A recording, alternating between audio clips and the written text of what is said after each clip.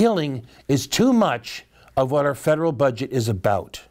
I'm not going to get into the argument about what portion of federal spending goes to the military, not only because of disagreements about exactly what should be called military spending and exactly wouldn't, but also because, frankly, I simply just don't care.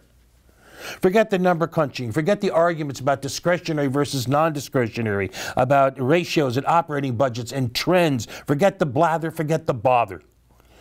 The issue is not the percentage of the federal budget that goes to the military. The issue is military spending. And the military budget has been and continues to be too big. As long as we can afford to build railguns but not railroads, the military budget is too big. As long as we can afford Humvees but not health care, the military budget is too big.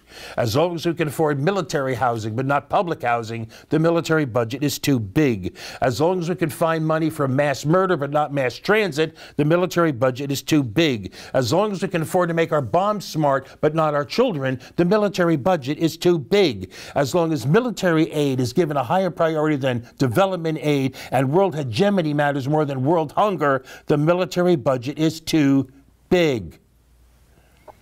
In short, as long as it's easier to approve money for matters of death than for matters of life, the military budget is too damn big.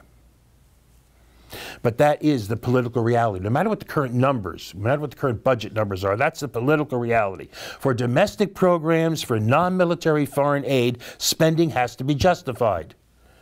But for military programs, not spending has to be justified. The bias remains in favor of the Pentagon. The burden of proof remains in its opponents. And that bias, to be blunt, is a mark of militarism. And as long as that remains true, the military budget is too big.